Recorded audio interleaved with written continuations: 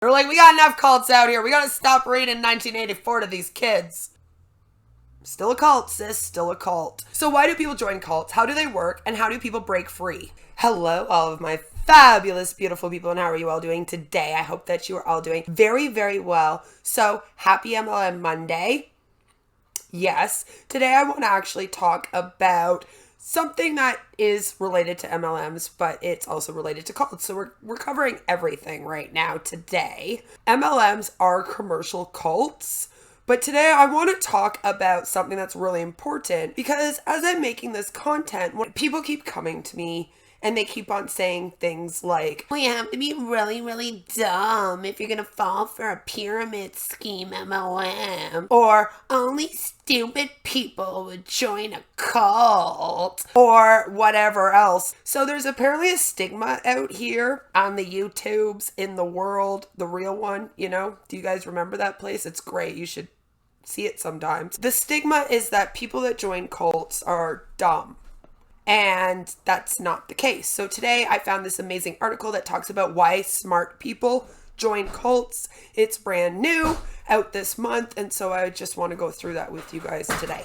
Someone you know, probably in a cult.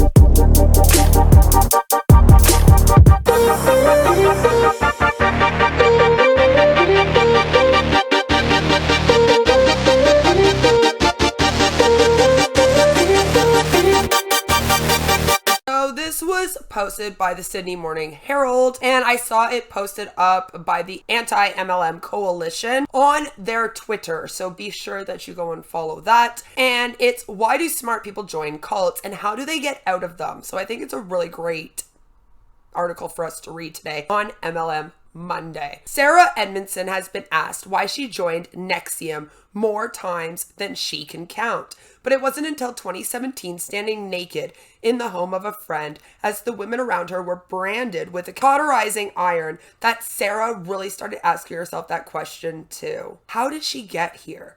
Why did she join the North American self-help cult? Of course, when Sarah was on the inside, mixing with other celebrity members, following teachings she believed could change people's lives. No one used the word cult. I mean, no one ever does. They're not really going to be like, come on in, come join the cult. People join communities, not cults. Here on YouTube, they join them all the time and then they become cults. Says expert Dr. Steve Hassan, who is our Lord and Savior, who has worked with Edmondson and other cult survivors around the world. People think only the stupid or naive are recruited. I hear that all the time, especially with MLMs. With religious cults, I hear it a little bit, but it's especially with the commercial cults, because MLMs are commercial cults. But our Lord and Savior, he would hate it if he knew I was calling him, says he's found the opposite is often true because cults target the best and the brightest, right? Here's the thing. Cults often target people that are seeking something larger than themselves. And I'm not trying to be rude, but usually people that aren't that intelligent or simple-minded don't seek more out of life as often. So it does tend to be more intelligent people that do that and end up in cults. Actors like Edmondson, wealthy and connected movers and shakers, such as the doctors and government officials who join Australia's most infamous cult, The Family. We'll be covering that one. Don't you worry. Edmondson let herself be branded with other women that day in 2017. Later, they learned the symbol burnt into their flesh didn't represent their secret women's group at all, but rather the initials of NXIVM leader Keith Raniere. And it also contained Allison Mack's initials. They always talk about Keith Raniere. And I'm sorry, but I feel like they leave out Allison Mack a lot, and she was just as guilty as he was for the branding. She's actually the one that came up with the symbol. And I find it a little bit sexist because I do think it's because she's a woman and he's the man. I'm going to say it. And he was sentenced to 120 years in prison for the sex trafficking and other abuses in the cult. We covered that here on this channel extensively. Edmondson could tell you why she did it, and she can't. It's a really hard thing to work out, and it takes forever and a lot of soul searching. Part of it is still difficult to explain even to myself. But when she left NXIVM, she used that brand as crucial proof to bring Raniere down. I also want to bring up NXIVM was a multi-level marketing company. So when people tell me things like, oh, MLMs, they're not important to speak out about, I look at them and go, oh yeah, sure, no one should have ever spoken out about NXIVM. Yeah, no, you're right. They should have just let Keith Raniere keep branding women. What do people speak out about that anyway? So why do people join cults? How do they work? And how do people break free? Which is what we kind of study here. I like to study cults. I like to study MLMs. I like to study communities. I'm kind of a sociologist, and I like to know why groups of people think the way that they do, what leads them to think that way, how people keep them in group think, how people manipulate, and the likes. So, what is a cult? We're getting right to the basics in this one again. Lex DeMann, the detective who helped uncover the family and bring founder Ann Hamilton Byrne to some measure of justice, thinks there are two main motives for any cult: money and control. Goes further and says, particularly control of people with money and sex. Thousands of groups such as the family and NXIVM pronounce NXIVM. Thanks for that though. No, seriously, I have a speech impediment. That helps. If I didn't know about it, I'd be so thankful that you did that for me today. Have risen throughout history, but perhaps the one that has come to best define cults emerged in the US in the 1950s. Reverend Jimmy Jones originally built his People's Temple in Indiana, our favorite place, combining elements of Christianity, spirituality, and progressive socialism. More than 900 people, including children, died when they were brainwashed or otherwise forced into drinking grape laced with cyanide. Before 9/11, it was America's single biggest loss of civilian life in a deliberate act. And Jonestown grisly legacy has come to represent not just cults, but cult-like thinking more broadly. They drank the Kool-Aid, the expression goes. Which is why it was one of the first ones that I did like a big deep dive on my channel. It is known as one of the biggest cults, and yeah, it coined that phrase. Destructive cults tend to have three main aspects: a charismatic leader, like Ash Mufara apparently, a process where members are indoctrinated into the fold, and exploitation, be it economic, sexual, or in some other form. And here, when it comes to YouTube cults, the exploitation could be weaponizing your personal information, threatening to expose you for things if you speak out. Yes, a lot of you are running cults. Do something about that, because I'm going insane. Not all religions are cults, and not all cults are religions. Very important. But unless it fully strikes off the bite model, to me, it's not a cult, and not all organized religion does. So I would prefer that people look at the bite model and compare it before they announce things like that. But again, that's just me. Cults expand like pyramid schemes, which are commercial cults, so that makes sense. Please stop making it so that those things are seen separately. News media. Thank you. With members often recruiting their own family and friends. Some literally operate as pyramid schemes, including NXIVM, which sold expensive self-improvement courses, but under a system that ensured only a few senior trainers could ever make any money. The like 1%, like OneCoin and Amway. Those are the examples they give. We've been talking about OneCoin a lot lately. Many of the best known cults have had a doomsday or violent undercurrent, as Jonestown did. And we actually call them doomsday cults. It is a section. Maybe I should do a video once where we go through like every single section of cults. I know I've done videos explaining it, but maybe we should just do another one just for fun. It's been like 3 years. So that's when followers are coerced into performing horrific acts. It's like the Manson family's attempts to start a race war in 1969 by murdering Sharon Tate, 4 of her friends, or when, I can never say this name, I'm so sorry, Om Shinrikyo cult that carried out the sarin nerve gas attack on the Tokyo subway system in 1995, which killed 13 people and injured more than 1,000. The cult first tested out the gas on unfortunate sheep in remote Western Australia. I remember that. But even in cults that do not commit crimes against outsiders, abuse and punishment are often normalized within, such as things like the Mormon cult. There are allegations of child abuse in the Children of God cult, another one we'll be covering in future, founded in the US, for example, and in the family, the children stolen by the cult say they were routinely beaten and starved for acting out. And they actually mean stolen, by the way. In the family, they actually come and take your kids from you, and then you're not allowed to see them.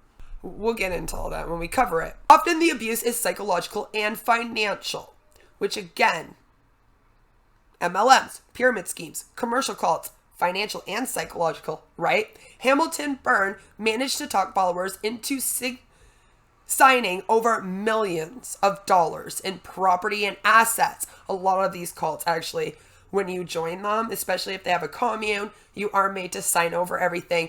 Even look at when we covered like the Love Has Won, Mother God had them come there and live there and then sign over everything to her. She ordered members, not Mother God, the Hamilton Byrne, ordered members to divorce and remarry at her pleasure, even to give her their children to raise as her own. Hassan ranks cults on its own continuum of undue influence, which is now used by some sex trafficking experts internationally. We are all subject to some influence, he says, from the social media algorithms that help steer how we scroll and click, to the politicians who play to our fears for votes, and the YouTubers who play to our emotions for views. The key question is free will, informed consent. You have the right to know all the information first. So in like on Passive, Ash Mufari refusing to give people the launch date and information is making it so that they cannot then make an educated decision, right? I have an issue with that. It's culty, see? Freedom of religion shouldn't just mean the freedom to believe, but the freedom to leave. I like that. Let's keep that. We should make that put that on some shirts, Steven. Jesus. Other times, things are just a little bit culty. I always say a little bit culty can lead to big time culty, so beware. I mean, do you have CrossFit in Australia, quips Edmondson?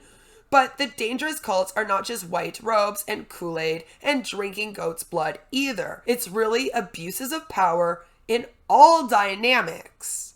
And it's everywhere, especially on this platform, I'm just saying. While the US is often seen as the heartland of cults, many of the world's major sects have deep roots in Australia too. Even the secretive cult at the heart of South Korea's first major COVID outbreak, I'm not going to say that word right, but it's always fun when I try, isn't it? Shincheonji.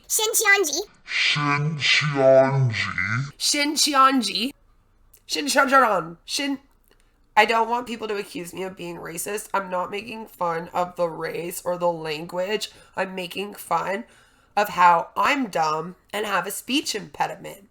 So I say big, long words that are just fun for me to say. And it was recruiting students on the streets of Sydney and Melbourne. And the fact it was preying on students is just always more worrisome than adults to me, just saying. When the man was first investigating the family, he recalls a sense of disbelief among the people he spoke to. No one really believed this could happen in Australia, he says. Well, people need to understand what can go on in their own backyard. This creepy thing. They're all in like wedding dresses and... Why do people join cults? Edmondson was a struggling actress in Canada, looking for more meaning in her life when she opted for an unusual travel adventure. I literally went on a spiritual film cruise. There, she sat down next to acclaimed filmmaker Mark Vicente. He had just joined a group called Nexium, and he thought it was unlocking his creativity. I trusted Mark, says Edmondson. To be fair, Mark also didn't know it was a cult at this time. It wasn't like he was trying to recruit her for a cult. He had no clue. Someone like the Jehovah's Witnesses coming up to you on the street is one thing, right?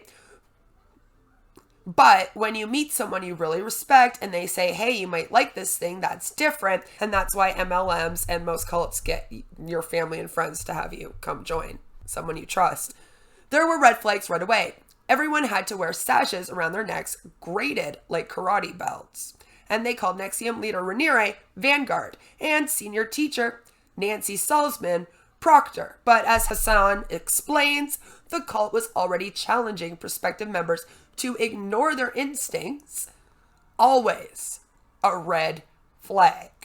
To get out of their comfort zone or make you feel comfortable with things that you wouldn't normally feel comfortable with, like pushing your limits, red flag, and push aside their hang-ups. You feel like you're growing, but it becomes a trap, he says. At the end of the NXIVM 3-day intensive, for example, there was a manufactured breakthrough waiting, a mix of the dubious hypnotherapy Salzman specialized in. Yeah, because she did hypnotherapy. And the practice of auditing in Scientology, another cult that I've covered on my channel, so go check that out. We talk all about Ron Hubbard. It's great fun. Where members are encouraged to share their secrets and traumas. Something else that cultists will do is get to know all of your secrets and traumas. Scientology has been branded a cult in countries such as France and Germany, but is recognized as a religion in Australia, the US, and Italy. Hassan says hypnosis can muddy the waters even further between someone deciding to join a cult and being actively coerced. But often plain old deception will work just as well. No one ever tells you up front what you're getting into. Like, they're never like, oh, hi, I want you to join a cult. I'm going to brainwash and manipulate you. And then at the end of it all, we might drink some Kool-Aid.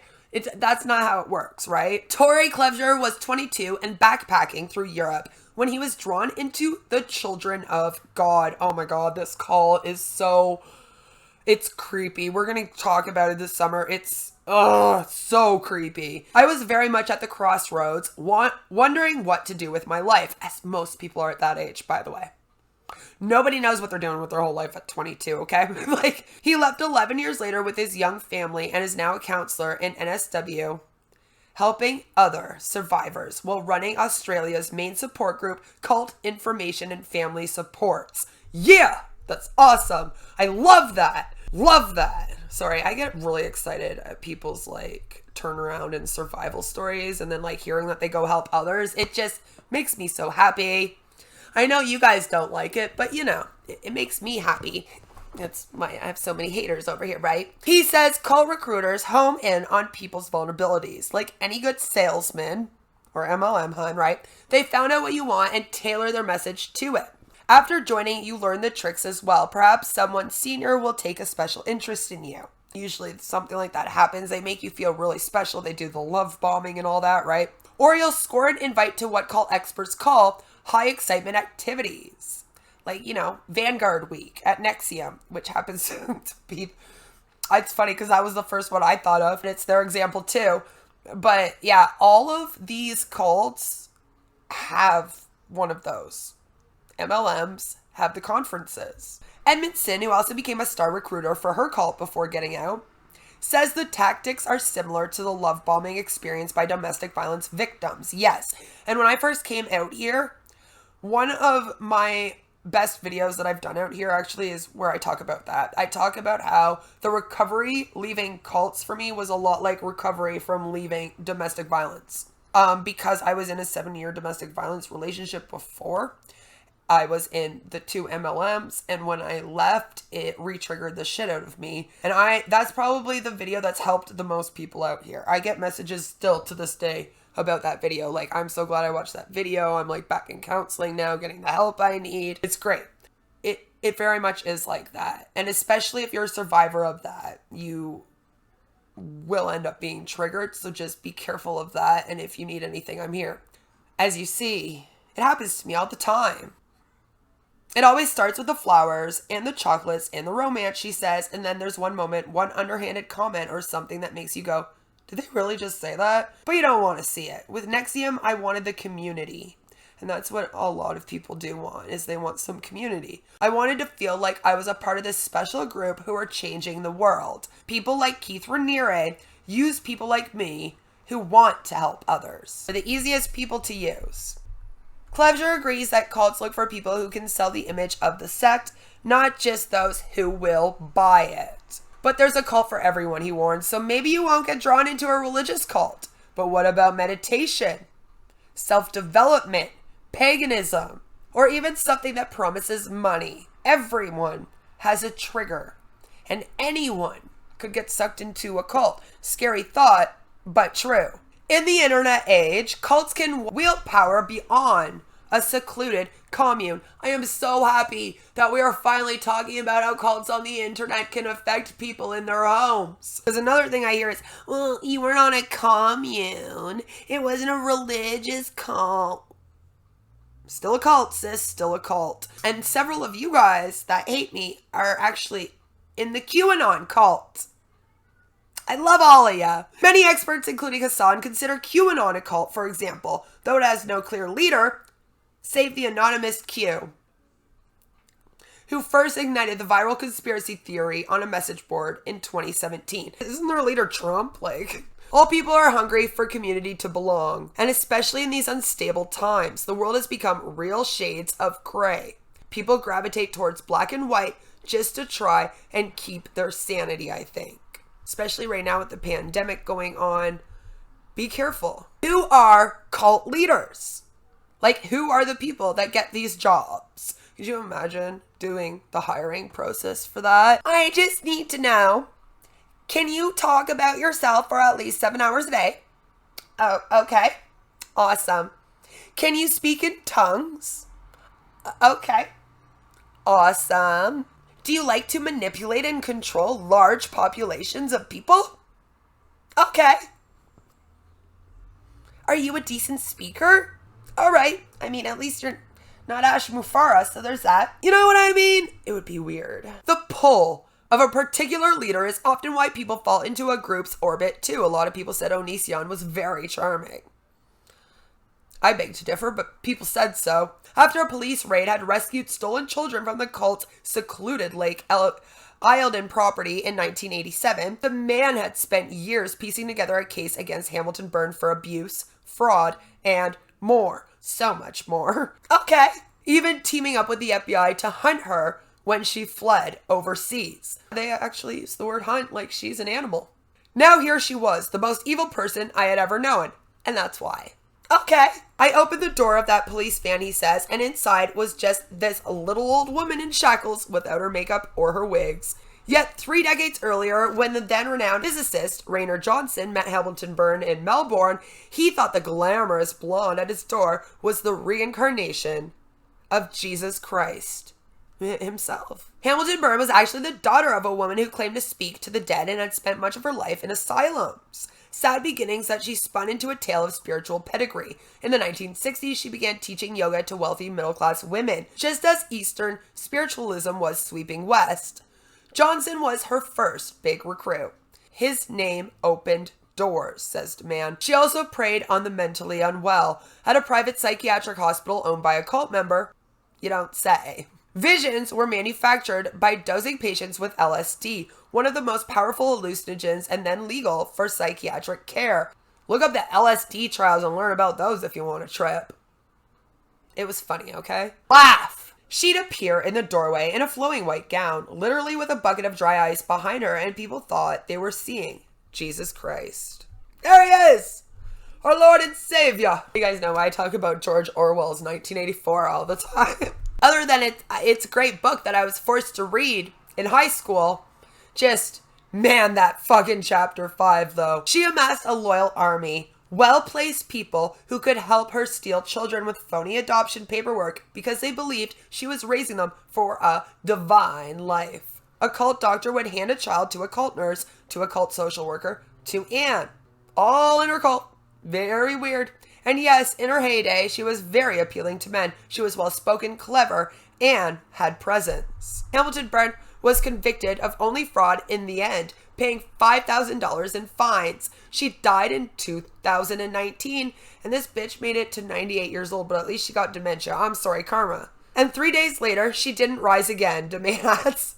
See? Okay, we do jokes here. But she remains infamous as one of the few female cult leaders to have emerged globally. 90% are men, says Hassan. Still, they seem to all share common traits. Chief among them, a malignant narcissism and a lack of empathy for their victims. Most leaders were in a cult themselves, whether that's an authoritarian family or something, or an actual cult. And cult leaders study other cults. We know Jim Jones read George Orwell's 1984, and it was like a Bible for him on how to run a cult. Lovely. That's what we need. Is that why they took out of the educational system? They're like, we got enough cults out here. We gotta stop reading 1984 to these kids. Raniere, who told NXIVM members he was the smartest man in the world, I think he actually believed it too, stitched together the multi-level marketing tactics of Amway with Scientology and covert hypnosis.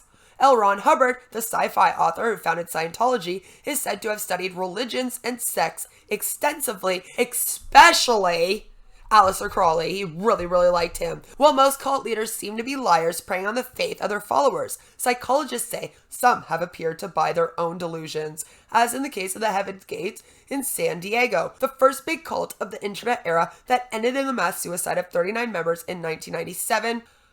I am going to fast forward through this one because I am releasing part 3 of Charles Manson, and then this is actually going to be the next cult that we're going to go through. So like, I don't want to keep going and tell you all about it right now. Okay. So what's it like in a cult? I am dying. Dying of heat right now. A cult is like a black hole. The closer you get to the center, the greater the pressure. What may seem benign on the outer rings can disguise darkness within. Most people are fringe members, says Hassan. They have no idea what's going on at the top. And if they look at the group from there, they think, nobody's controlling me. I'm just meditating twice a day. Meanwhile, for those close to the center, abuse is often secret. In NXIVM, no one but those handpicked by Raniere and his right hand, Smallville actress Allison Mack, oh look, there she is, knew about DOS, an elite women's club where senior members recruited others, including Edmondson, as their slaves and branded them. We had to send collateral nude photos damaging secrets to be let into this mysterious program, and then it was used over their heads. Sound familiar? As to me, Edmondson says some of it was ridiculous, like the deed to my house. That was never going to happen, but I played along to... like St. Lawrence College alumni, because I didn't go to college. But I played along to bide my time. Even when Edmondson began to see the DOS was not the life-changing self-development course it had been sold as, she still had no idea other women were being ordered to have sex with Raniere until her friend Mark Vicente rang to warn her. Hassan says being in a cult can often give someone a kind of dissociative disorder where they can think one thing, rebelling internally as Edmondson often did, and yet behave in line with the cult. There was the old Steve Hassan who wrote poetry and liked girls and was going to teach English, she says. And then I got recruited into the Moonies. And now Moon, the leader, and his wife are my true parents. And I had to put on a 3-piece suit and tie and cut my ponytail off. This cult, self-oppressed, your true self. The term brainwashing first emerged in the 1950s to describe the thought reform techniques that China's Maoist government used to combat dissent. But the extent to which cult control renders someone incapable of making their own decisions is a vexed question in academia. For those who have committed crimes while under the influence of a cult leader, such as the Manson family murders and senior NXIVM figure Allison Mack, brainwashing has not succeeded as a defense in court. And it shouldn't. I don't think that being brainwashed means that you can just do things like murder people.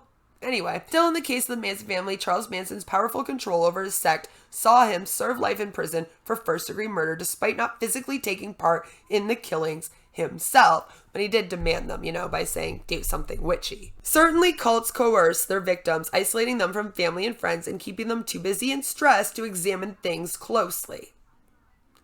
In The Children of God, Cleaver describes days spent memorizing scriptures, hitting the street to recruit, and doing menial, often pointless, chores before it all began again before dawn. Like the Mormons do the missionary stuff. Living overseas in the commune in the days before the internet, he was already struggling to stay in contact with his family, but was further pressured to renounce his father, because he was a Christian. In NXIVM, Edmondson was also living on a hamster wheel, with budgets constantly tight and pressure to ignore friends on the outside. We were told, if you feel upset, that's on you. So if the leader has upset you, why not choose to feel joy? Just forget it and then be happy. You're a Buddha under the tree, basically. It's so unhealthy. I still find it hard to relax sometimes. I feel attacked. How do people get out of cults? Most people leave cults on their own within a few years. Edmondson had been in NXIVM for more than a decade when long nagging questions became a flood. All of a sudden, everything made sense, she says. I was like, oh my God, it's not only what people have said in the past, it's worse. She and her husband, Nippy, left quickly, then with Vicente, and they weren't the only ones. Their connections in the acting world had drawn many of the Hollywood names such as Mac to NXIVM in the first place. I still carry that guilt, says Edmondson, and now their influence was seeing people desert the cult in droves. We started calling people, telling them what was happening, Edmondson says, drawing on the same skills that had made them such good recruiters and forming a kind of community of survivors, every bit as strong as the bonds that had drawn them to NXIVM. You have to move slowly, you have to ask questions like Mark did to me, she says. He'd ask, how do we know that Keith is who he says he is?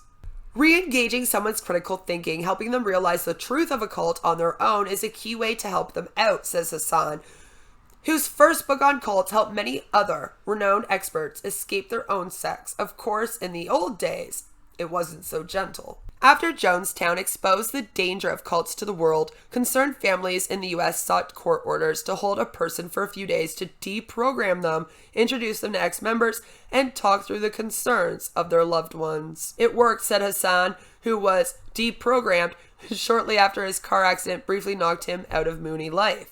He has spoken of the terror of having his worldview shattered by the polite term of deprogrammers who arrived at the door that day, but also of having space to rest and see his family to think again. He went on to study psychology and lead interventions himself. Most people left once they were exposed to the real world again, he says. But the cults got other religious groups on board to call it a violation of people's rights, so I started to try voluntary interventions instead, like we do for alcoholics, luring someone home for grandma's birthday and then surprising them. These days, though, he says, cults are wise to this approach too. They'll ban visits home to family or send a cult buddy along. Both experts who also help the families of cult members advise people not to take a confrontational approach. Hear that, anti-MLM community? Thanks. But rather to arm themselves with knowledge of the cult and mind control tactics. It's really hard not to charge in and save someone, but often that's the worst thing that you can do. Police, too, find it difficult to get involved when someone is of age and capable of making their own decisions, he says. There's religious freedom laws that shroud them. And of course, some cults love to take people to court or use their power people to harass or blackmail, intimidate. The collateral of nude photos Edmondson was ordered to give over were later leaked online by NXIVM when she went public with abuse allegations and revealed her brand on the front page of the New York Times. The main thing is to keep the relationship with your loved ones intact. It might become their lifeline. You really need the support of our family and friends when you leave. You don't want to think, I'll be on my own. They'll say, I told you so. When he and his wife left the Children of God, they had 5 kids, another on the way, and just $500. We had nothing. We ended up back in Sydney in a broken down old place that used to be a Bicky hangout, holes in the walls, but of course to us, after never having anything of our own in the cult, we felt like millionaires. Joining a cult is like falling in love, he says. We don't want to listen to what our friends say because we know how we feel. And cults play on this, telling members they don't have to listen to their families anymore. They say the devil or the forces of evil or whatever they call it are working against you because you're doing the right thing here. So they prepare people for attack. When a family falls into that trap, it's a self-fulfilling prophecy. But if you've got people who care about you who don't want anything from you saying, I don't know about this, then it's probably a good warning sign that you should take a step back. Google this group or this person and see if there's any fire where the smoke is. For those born or drawn into cults young by their parents, getting out can mean leaving behind the only family they've ever known. Suddenly, they've got to find their own way in society by themselves, not knowing what's true. Is it what the cult says or the world? The man who remains close to many of the children who escaped the family says acknowledgement of what happened to them is crucial. They didn't sign up for any of it.